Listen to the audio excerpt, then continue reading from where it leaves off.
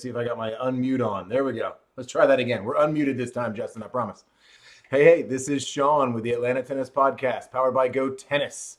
Check out our calendar of Metro Atlanta tennis events at letsgotennis.com.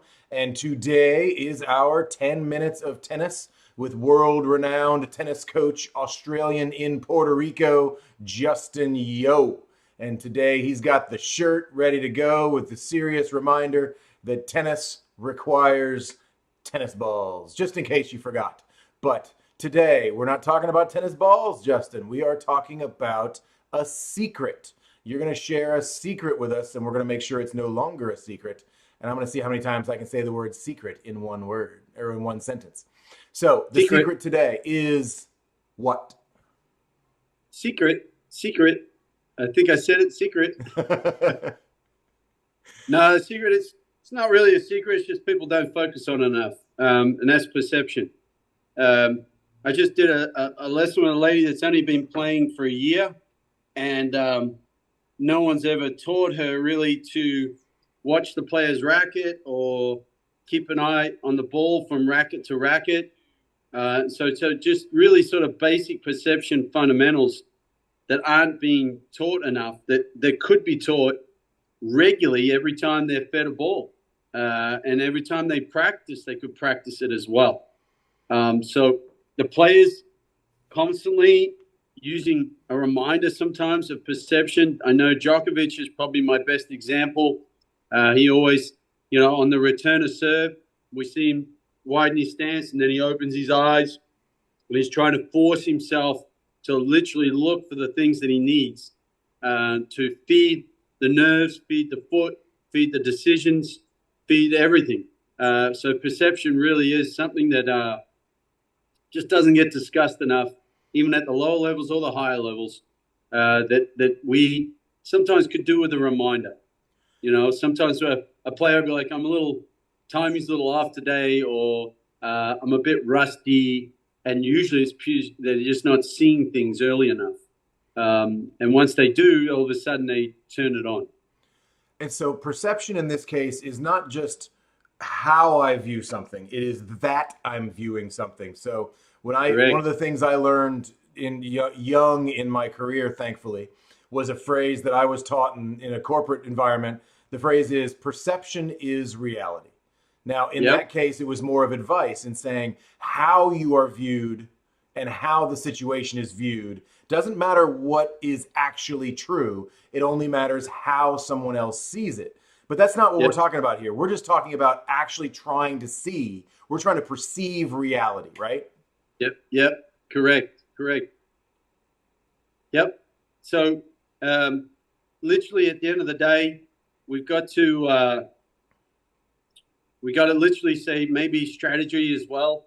That's a bit of perception. Impression expression, which is what you're talking about, that helps perception as well, the perception of how someone's receiving you.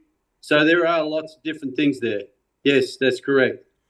Because in that case, I'm doing that. I think Agassi was the same thing with the big eyes when he was returning serve, similar to what Djokovic does.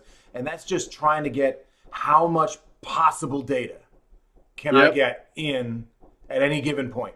Can I perceive as much as possible? But here I'm looking for truth. I'm looking for actual.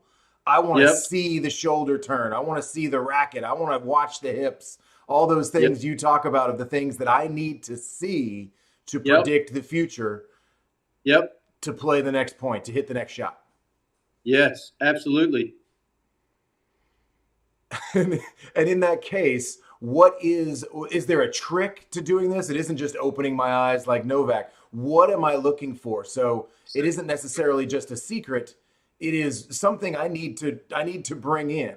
So the one time we really see it is return a serve. Is that obviously the starting point? Yes, absolutely. Return a serve, looking from racket to racket, trying to stay in touch, trying to connect back and forth.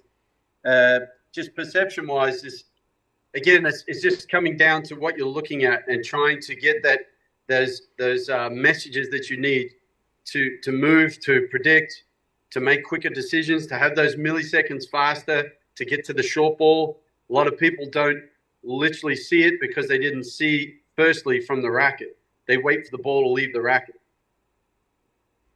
Say that again. What do you mean they wait for the ball to leave the racket? Where are you going with that? Well, by seeing the racket, you can actually identify what they're going to do to the ball before the ball leaves the racket. You're talking about watching my opponent's racket. Correct. Okay. Correct. Yep. Sometimes even just the perception of staying on contact for the player themselves. They're wondering why they're framing it, or they're wondering why they're not hitting their target, and it's merely because they're not seeing the ball on contact, which we all know we really don't see. But at least keeping it there keeps their head balanced. So, but we're sort of getting off perception there. Perception really is about reading things early to give you the milliseconds earlier, and that allows you to be a little faster, or gives you more processing quicker so that you can make better decisions and see more tactical options. So in that case, I really do need to know what to look for. What am I perceiving at any given point? And you had a good advice point a few conversations ago about watching the racket. Yes. And in that case, the racket, I'm not trying to see where the ball is going, is looking at the ball. I'm actually trying to see where the racket is going to hit the ball, which allows me extra time. I can see it ahead of time, and that gives me a time advantage, right? 100%, and it changes your processing.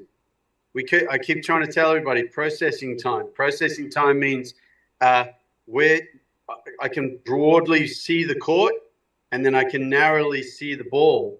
But if I can process things earlier, I can see more tactical options to make a decision. Sometimes that hurts, like pros, that hurts because we have too many options and we don't pick one, or we pick the worst one.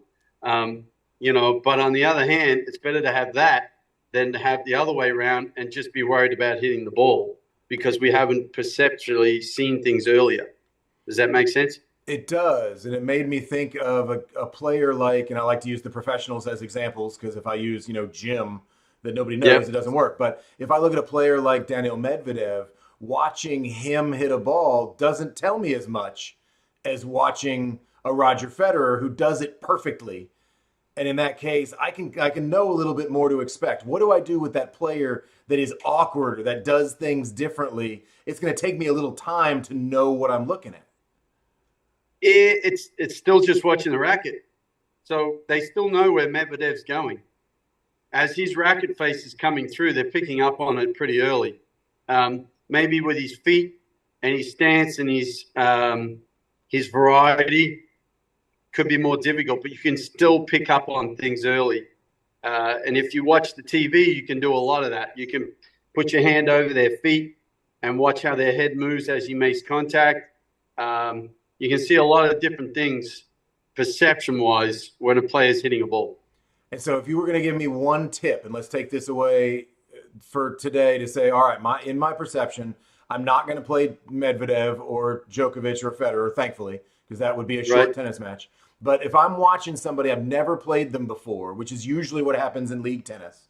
We end up playing against somebody else, and I've got that first 4 to 6 games to get to know somebody. If I'm really working on my perception, is there something you'll give me that says, okay, focus on these things to get that perception, to give yourself an advantage, and then hopefully by the middle of that first set, I should have something to work with? What's a tip you got for me? Tip would be to watch the racket, and then the other tip would be to try to have the perception of what you're doing to the ball affects their game. So, that's where we bring in the 3 dimensions, forward and back, side to side, up and down. There's not enough players. They're too busy in themselves just hitting the ball versus actually trying to figure out what their opponent doesn't like. And when you can do that, you can start to use your perception to your advantage and then use a tactical option to hurt their advantage. That's what I need. That's what I'm looking for. This is why we do 10 minutes of tennis, Justin. This is good stuff. That's it, buddy. I appreciate it. Justin, world-renowned tennis coach, Australian in Puerto Rico. We'll see you next week. Thank you, sir. I appreciate your time. See you, mate.